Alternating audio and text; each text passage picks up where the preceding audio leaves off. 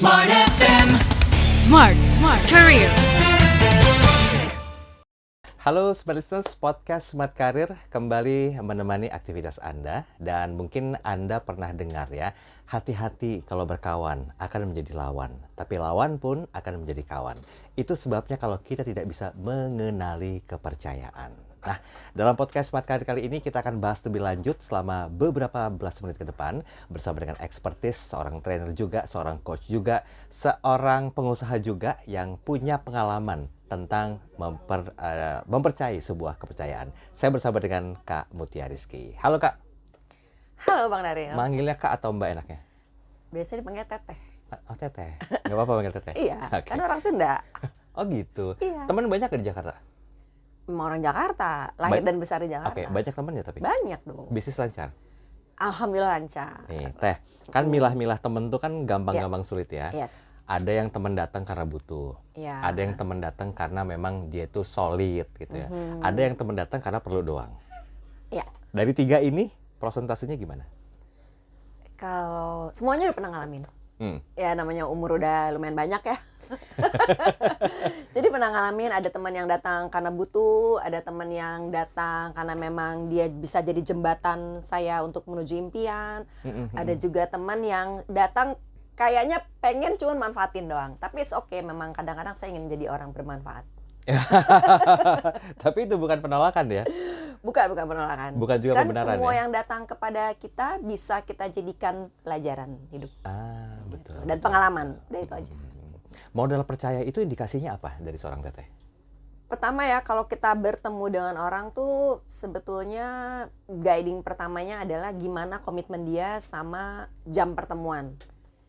Kan ada tuh orang yang janji ketemu jam berapa, datangnya jam berapa. Nah, dari situ aja saya udah menilai bahwa kayaknya nih nggak bisa nih bisnis sama yang kayak gini gitu. Ya walaupun sebetulnya butuh beberapa pertemuan untuk bisa mengenali orang tersebut ya.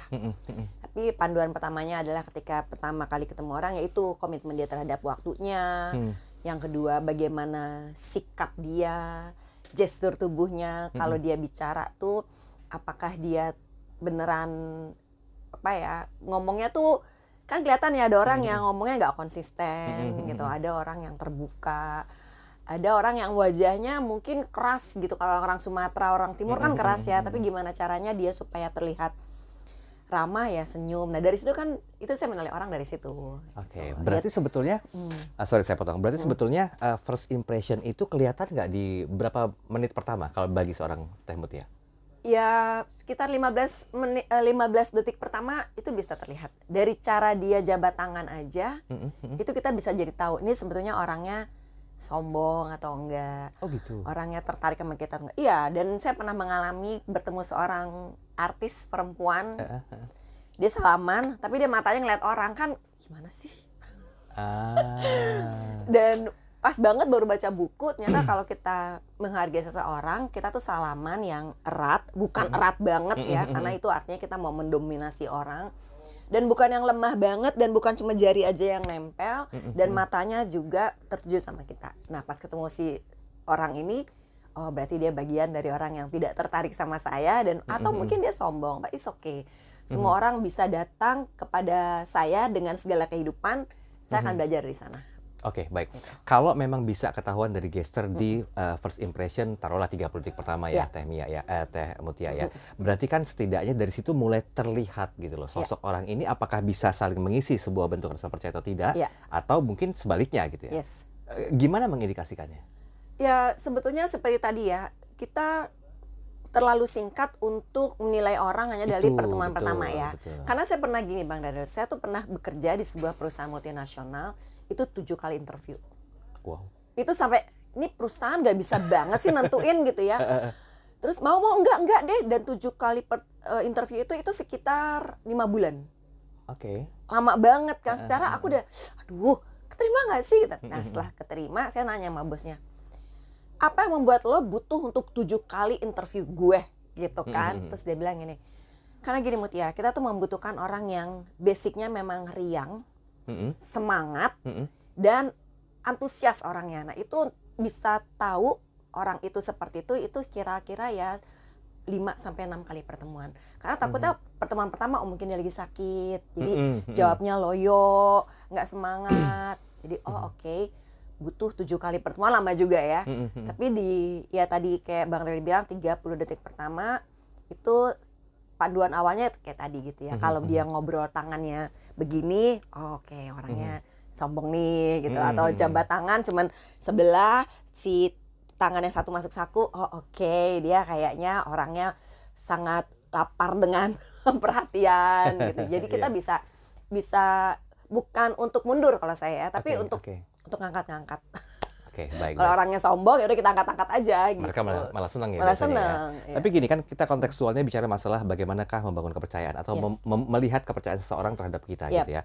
Kan di kantor tuh kadang-kadang juga ada yang sorry saya harus bilang muka dua. Di belakang mereka ngomongin, di depan mereka lebih dekat dengan kita. Nah, sebetulnya indikasi, lagi-lagi indikasi nih Teh Mutia. Kelihatan nggak sih dari treatment mereka kepada kita bahwa sebenarnya orang ini bisa dipercaya, tapi kok enggak gitu ya. Nah, ini gimana mengklasifikasikan rasa percaya kepada rekan kantor itu gimana? Ya, pertama yang saya lihat adalah dia bicaranya bisa dipegang nggak, gitu kan. Ada orang yang ngomong A, besoknya ngomong B. Terus ada orang yang nanti ngomong B, nggak lama kemudian dia ngomong C. Jadi ada beberapa orang yang tidak walk the talk, dia tidak menjalankan apa yang dibicarakannya. Nggak komit. Ada juga orang yang asbun gitu, asal bunyi aja bicaranya. Nah, seperti itulah, itu saya jaga batasan gitu. Oke. Gali lebih dalam lagi nih Teh Mutia. Sebetulnya yang namanya kepercayaan itu kan masih beda-beda tipis ya dengan apa yang ada dalam diri kita. Dibentukkah atau memang given? Ada yang mungkin given ya, yang memang dari sananya dia terlahir jujur, orangnya apa adanya gitu. Tapi sebetulnya itu bisa dikembangkan gitu. Apalagi kalau kita mau masuk ke dunia kerja, dunia bisnis, pertama adalah kita punya integritas, kita punya percaya. Banyak orang yang sometimes nggak butuh bisnisnya, tapi karena dia percaya sama kita, dia bisa berkolaborasi sama kita, bahkan dia bisa beli barang dari kita hanya dengan modal kepercayaan. Oke. Jadi sebenarnya trik ilmu dipercaya atau memberikan kepercayaan ini itu kan sebuah simbiosis mutualis ya. Ada orang yang percaya sama kita, tapi tiba-tiba kita nggak percaya sama dia juga repot ya. Sekarang masuk ke ranah perusahaan nih, Teh Mutia. Ada nggak satu cara agar perusahaan tetap percaya dengan kita?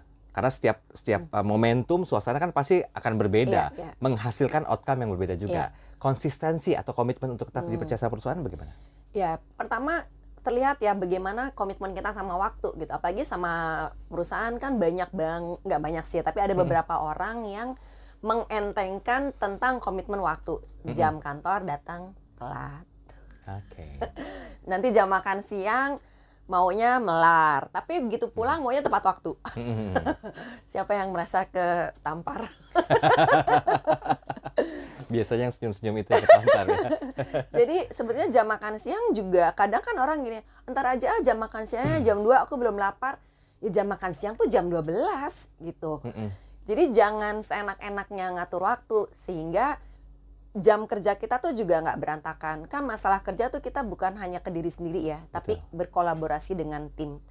Nah dari situ aja perusahaan bisa melihat ya bagaimana kita bisa dipercaya. Ya pertama kita komitmen sama waktu, kita integritas kita dalam pekerjaan seperti apa. Apakah kita orang yang perlu dimotivasi terus? Ya pasti kan perusahaan juga ngeliatnya capek banget sih memperkerjakan satu karyawan ini gitu kan. Jadi gimana caranya kita memanage diri kita sendiri, ya itu sangat penting dan ini adalah buat saya cikal bakal kita mengantarkan ke kesuksesan lebih tinggi. In case misalnya di perusahaan itu dia nggak dapat kesempatan, ya karena misalnya dia dipercaya tapi karena posisinya nih udah penuh nih, gitu. Tapi memang ini bukan buat orang lain sih, mau ngebuat diri sendiri. Soalnya bicara kayak gini, ini pengalaman saya sendiri nih Bang Rally. Ketika saya nggak dapat kesempatan untuk bertumbuh di perusahaan itu karena memang udah ada yang mengisi, ya udah saya mengundurkan diri dan saya keterima di kerja di tempat lain. Oke, sedikit. Ini masih punya cukup waktu. Saya mau belajar dari pengalamannya seorang Teh Mutia ketika pertama kali diinterview sampai dengan 7 kali gitu ya.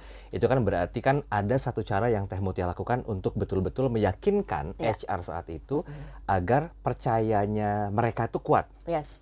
Sedikit mungkin agak jauh dari kontekstual kita.